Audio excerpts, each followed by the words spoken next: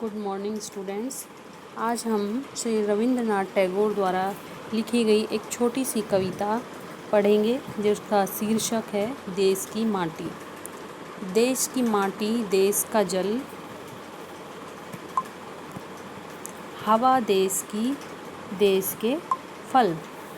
यानी कि हम इस देश की मिट्टी और इस देश का जल, इस देश के फल सरस बने प्रभु सरस बने, अर्थात सरस यानी रसीले हों। इस देश की मिट्टी ऐसी हो कि खूब पैदावार दे, जल खूब पीने योग्य उपलब्ध हो हमारे लिए, और इस देश की हवा हमारे लिए खूब शुद्ध हो, और देश के फल खूब रसीले बने। सरस बने प्रभु सरस यानी रसीले।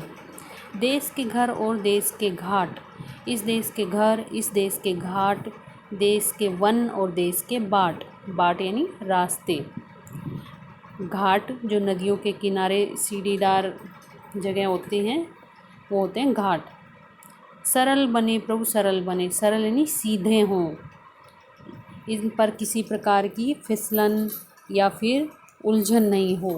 इस देश के घर और देश के घाट सीधे हों, उपयोगी हों, और देश के वन और देश के बाट सब सरल बने, सीधे बने। प्रभु से ये प्रार्थना कर रहे हैं बच्चे।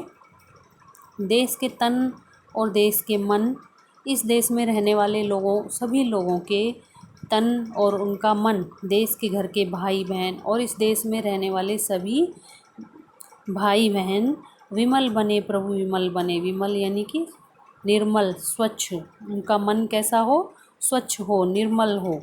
देश की इच्छा, देश की आशा, इस देश में रहने वाले लोगों की इच्छा, उनकी आशाएं, देश की शक्ति और देश की भाषा, इस देश की शक्ति और यहाँ पर रहने वाले लोगों की भाषा सब कैसी हो? एक बने, एक ही भाषा हो।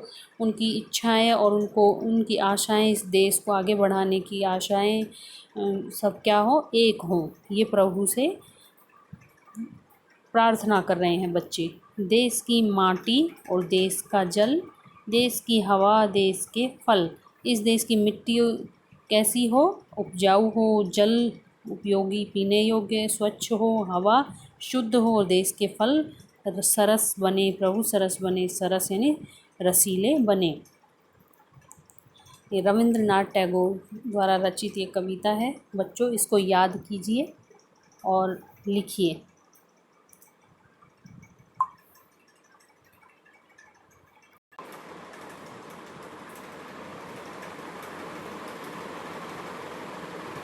इसके शब्दार्थ पर नज़र डाल लेते हैं। सरस, सरस यानी रसीला, मोहक।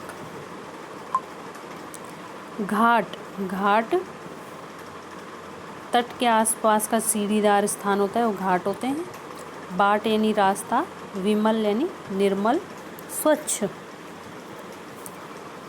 इन कठिन शब्दों का उच्चारण कीजिए। प्रभु, देश, भाई, बहन।